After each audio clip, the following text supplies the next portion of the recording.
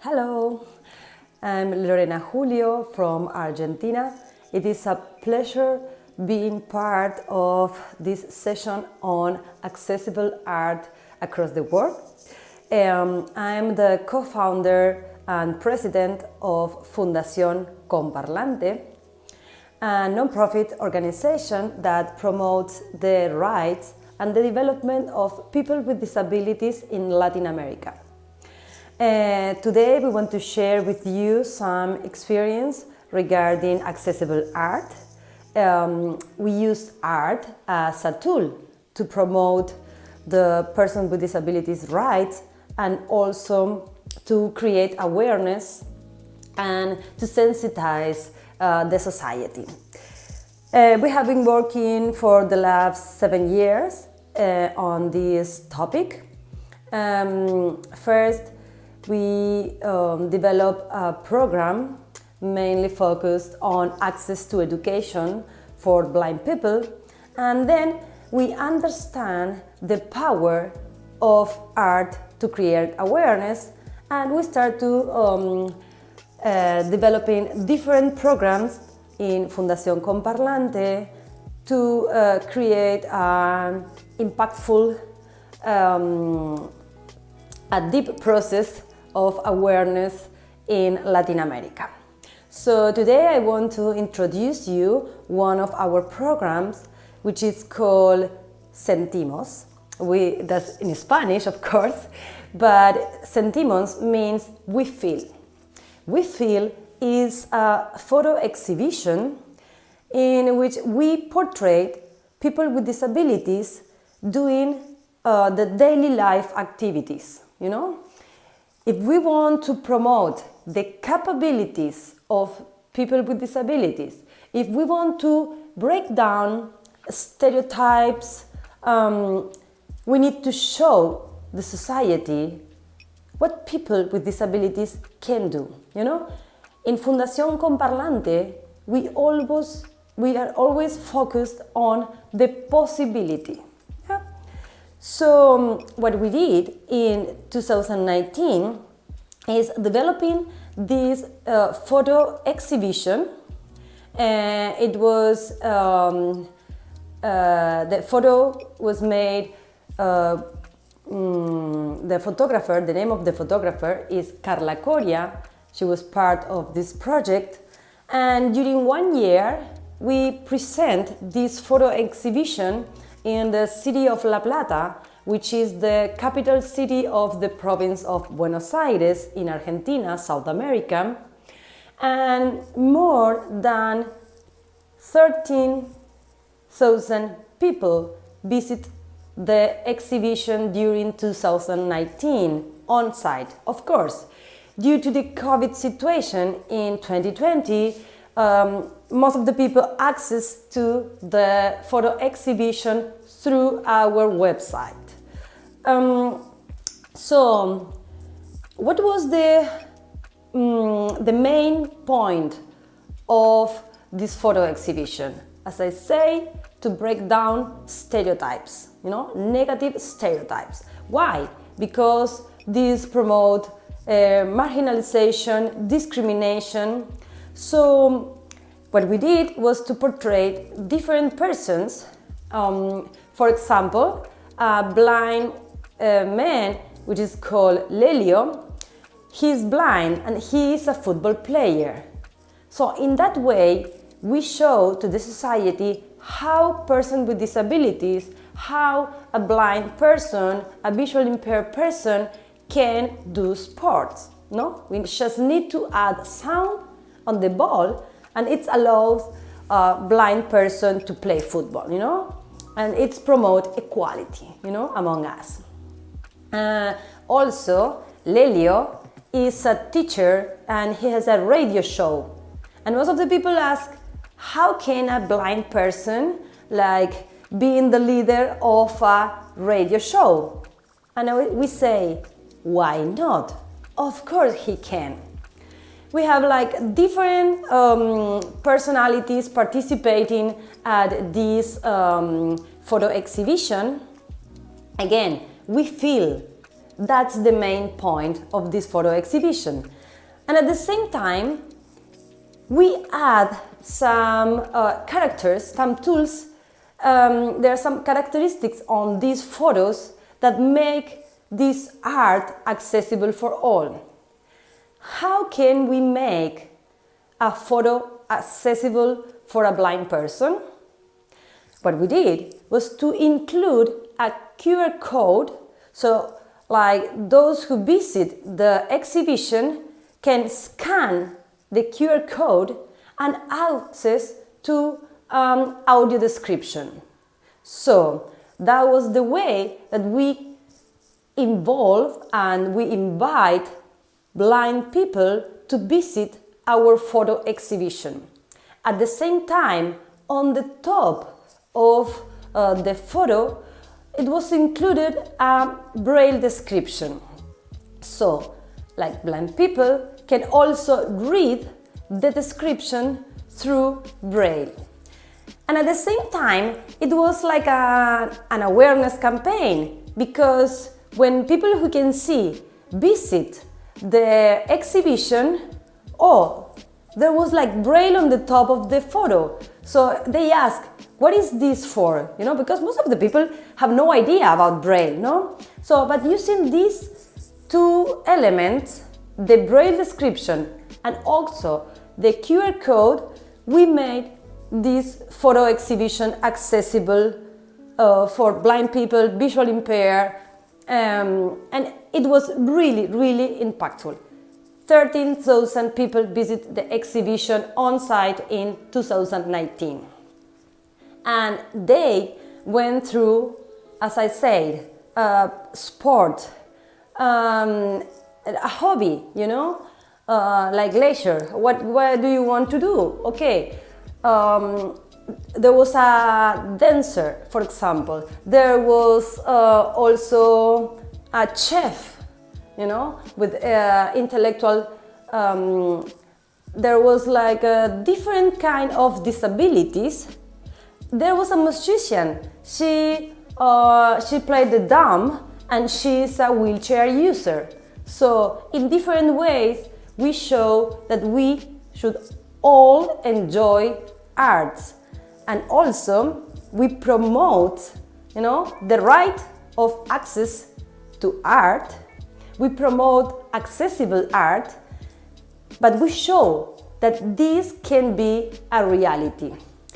So I encourage you all to try to do something to make all the exhibition and all the art expression accessible for everyone. Now I want to introduce you my partner, Sebastian Flores from Ecuador. He is the co-founder and executive director of Fundación Comparlante, and he will explain you more about accessible art, which is an impactful and amazing project. I'm super proud of this project that we want to develop with the governments to sensitize those who have the power to write the laws and to rule our countries and our region. So thank you for being there. Thank you for inviting us and being part of this amazing event. And let's keep in touch. So I leave you all with Sebastian Flores. Hello everyone, and thanks for the introduction, Lorena.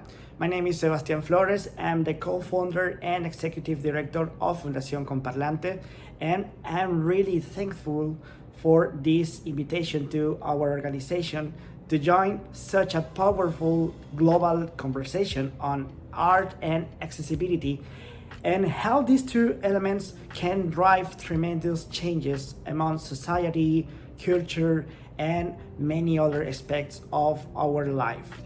So today I have the honor to share to you a little bit about one of the programs that makes us really proud to tell about. It's the Accessible Art Exhibition, which consists on a group of art pieces from sculpture to painting, photography, an intervention in public spaces with chalk and stencil under one main purpose: making decision makers, for example, parliamentarians or diplomats, to think about, or even deeper, to reflect about the importance of the rights of persons with disabilities and accessibility in every aspect of our countries.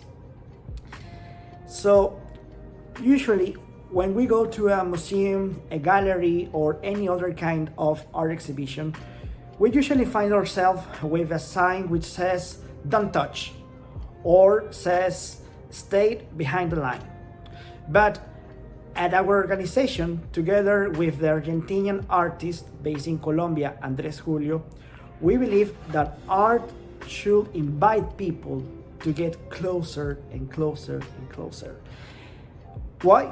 In one hand, to make it accessible for persons with disabilities, and in the other hand, to drive our message in a positive way, to drive a change among society.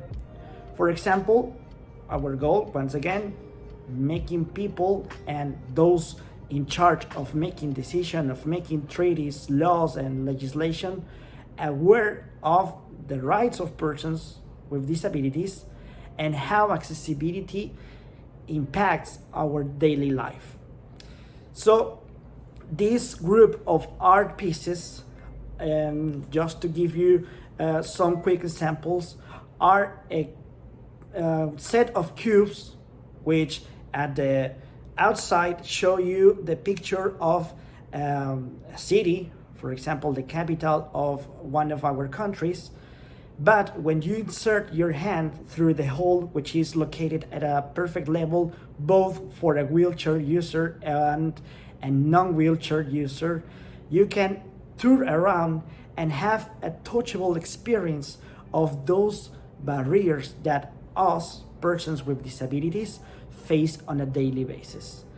Another example is the set of images of full size about basically the same object, but each one of them in a different color, in a different tone, both to give you an example of how a colorblind person sees the world, and also to drive the message about diversity and different perspectives to the same object. Another example, and this is the flagship work of the exhibition, is the Pencil Crutch, which is composed by 3 crutches made of metal, wood, and paper, which have at one end a pencil. The interpretation of this piece is about how laws, how legislation is the crutch where our society support for its ongoing. And the purpose of taking this exhibition to the decision-making places is to give parliamentarians, diplomats, a reflection time on what is going to be the impact of the law they are about to sign in the lives of citizens with some kind of disability and themselves, because accessibility is something which includes all at a certain time of the life. And for example, when we launched the exhibition in 2019 in Ecuador at the National Assembly, the Ecuadorian Parliament, in the framework of December 3rd, the International Day of Persons with Disabilities, we had a really interesting experience, because this exhibition is meant to work as an intervention to a daily space or a common space for decision makers, their building of the National Assembly, for example, or in the case of an international organization, or the place where a summit is going to take place, and think about this experience, this personal, this one-to-one close-up of the barriers and the lack of accessibility, and how they can contribute to make a difference in that reality. So when we made the launch on a really nice event at the National Assembly with media coverage and with all the parliamentarians gathered to discuss about accessibility and to give an anonymous voting to the resolution of declaring the month of November in Ecuador as the month of universal accessibility. They found, for example, in their parking lot early in the morning, that all the spaces where they were supposed to park their cars were painted with chalk by children from 4th and 5th grade from a local school in Quito, Ecuador.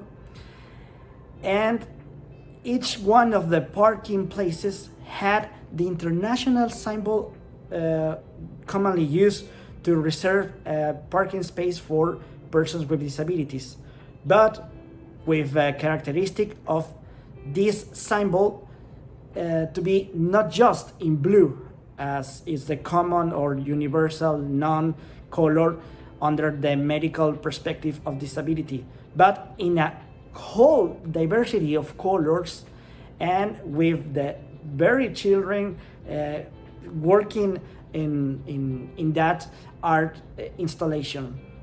So for a certain time, regarding if it's one day, 1 week, or 1 month, for a short period of time, they felt what it feels to be displaced, what it feels when your rights are not respected, and when accessibility is not taken into account universally in the laws, in the urban designing, and in every aspect of our life. So in the framework of this event, we signed a cooperation agreement with the National Assembly of Ecuador, and the impact of this action could be seen during the coming months after that. For example, when parliamentarians started to include an accessibility and disability perspective in their law projects, and for example with the law of easy reading for legislations among all the levels of parliamentarian legislation, in the country. And at the same time, the law about including a sign language interpreter in every session of the National Assembly. So this is just a few examples of how we create a combination of an art exhibition and an awareness raising campaign in a place such as this parliament. And of course, we also seek to take this exhibition to many other places, like for example we did at the General Assembly of the Organization of American States in Colombia, and we are seeking for more parliaments and more spaces to live this experience. So last but not the least, I want to thank you once again and to invite you please to visit www.comparlante.com to learn more about our action and how you can join and support our mission of a better and accessible world for all.